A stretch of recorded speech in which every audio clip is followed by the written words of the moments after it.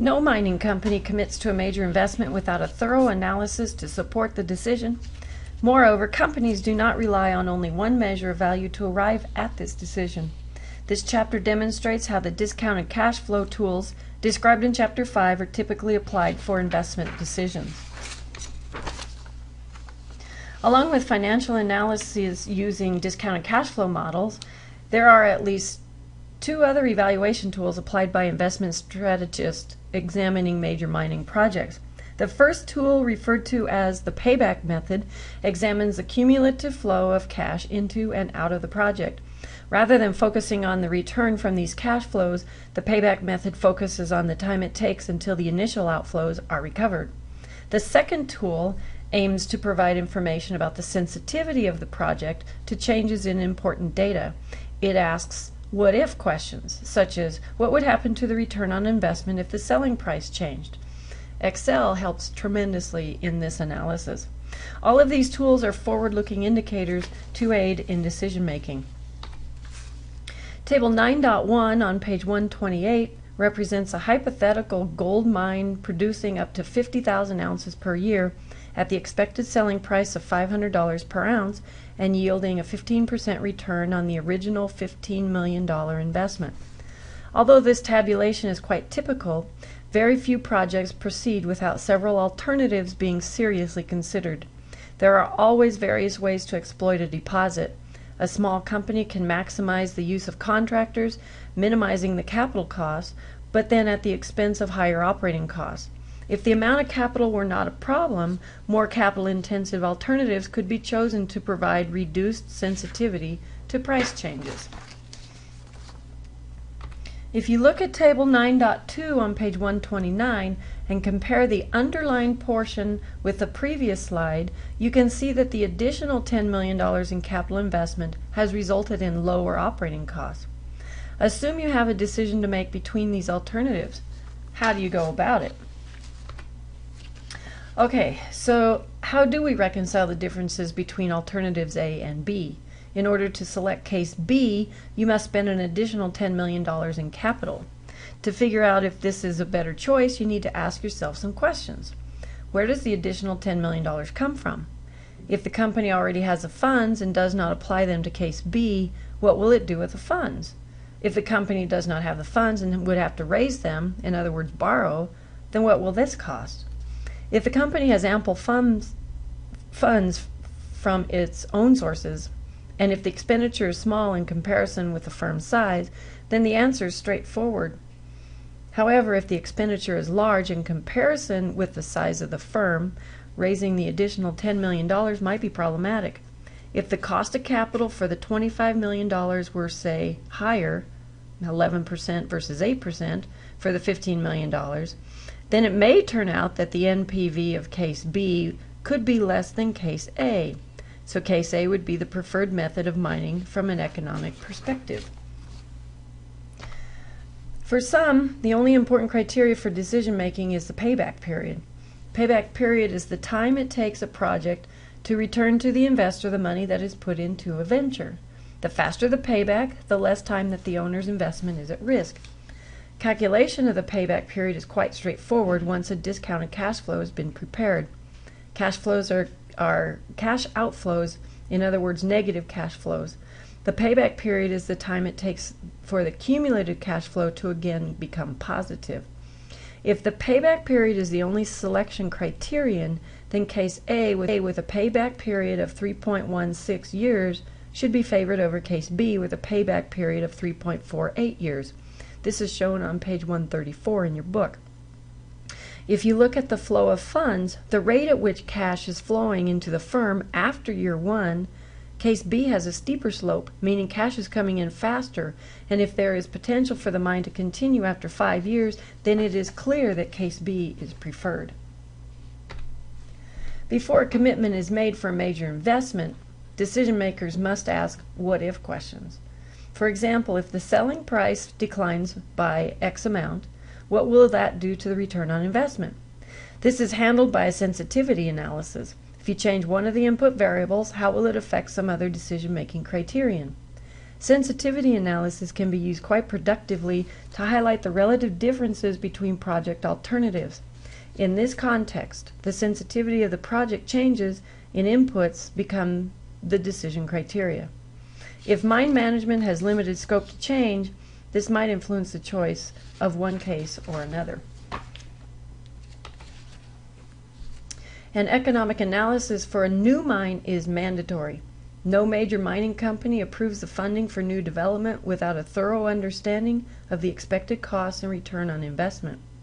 The case study in Chapter 10 details a step-by-step set of interrelated decisions in an operating mine.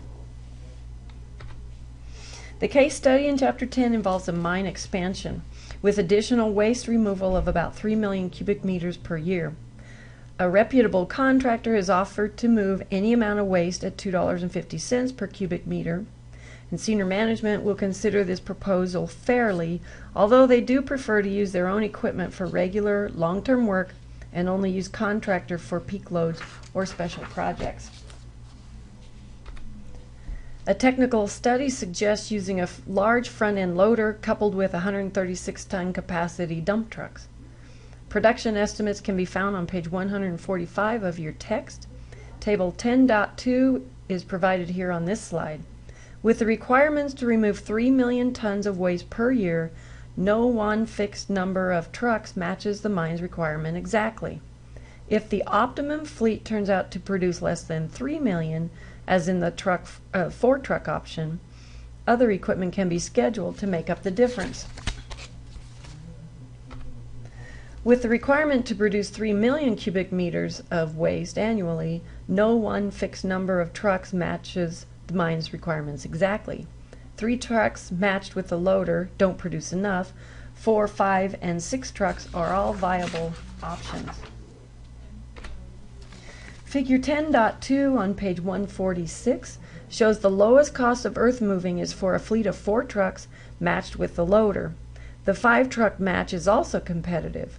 The red line on this slide shows the contractor's offer of $2.50 per cubic meter. 6 trucks cost more than what a contractor would charge, so this isn't a viable option. So if you just choose the lowest total cost option, 4 trucks would be the choice, but this is based on average costs. As you learned in week 2, if you look at marginal costs, you may get a clearer picture. Figure 10.3 on page 148 shows the average cost per cubic meter versus the marginal cost per cubic meter.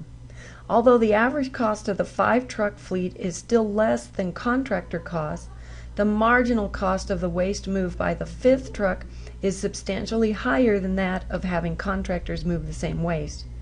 So the recommendation is a 4-truck fleet may be purchased with an expected output of approximately 2.8 million cubic meters per year. If additional production is required, contractors should be used. Strategic planning recognizes an awareness of a changing world. Throughout their life, almost all mines expand rather than contract. Mining decisions involve a lot of uncertainty, and resolving this uncertainty at the start of a mine is very expensive or impossible. However, a mine that is economic to start at some small rate will, once it is in production, have a reduced cost associated with resolving uncertainties. The second reason mines expand has to do with capital structure. Fixed infrastructure can often serve as higher levels of production at little additional cost. When a mine opens, you know you will not be working at the optimum rate of production, so your infrastructure will have been designed to handle higher production rates. An example from another line of work. When you design a road, you don't build it for the current level of traffic you're experiencing. You plan for the level of service based on anticipated growth. If your road is at capacity the day it opens, you're in for nothing but trouble. So if your mine infrastructure is maxed out the day the mine opens, you have no room for growth or being able to respond to increased demand for your coal. Infrastructure or capital costs are costly, but underestimating your requirements can be more costly in the long run. Remember when we selected the 4-truck scenario for our waste removal example? Well, what if the company does want to produce 3.124 million cubic meters per year? This is the 5-truck case that we discarded previously. With this new requirement, we have a few more options to consider. Remember when we selected the 4-truck scenario? Well, what if the company does want to produce, this is the same thing that we have. With the new requirement, we have a few more options to consider. 5 trucks. Another option, 4 trucks with additional 300,000 cubic meters from a contractor. 4 trucks with additional 300,000 cubic meters coming from overtime. Change to a hydraulic excavator with larger trucks and fewer trucks so that the excavator is idle some of the time. Change to a hydraulic excavator with the right number of larger trucks so the excavator is not idle. Work fewer shifts so you still have some ability to expand production. You now have a number of other options to consider, so there's quite a few here. Before computers, this would have been a daunting task. Overtime increases the per labor hour cost but improves capital utilization. With overtime, 3 changes can be deduced. The first one, operating labor costs for overtime will increase. The second one, maintenance labor costs will also increase. And the third one, capital costs will decrease. The same capital investment is now producing more output, so capital charges per unit of output will decrease. If you do end up with surplus trucks, should they be used? In most cases, yes, but consider, first of all, only the cost in production that will be different whether the equipment is used or not. Even many operating costs are fixed costs. A cost is only variable if the person making the decision has the capacity to change the cost within the time frame under consideration. This goes for personnel availability too.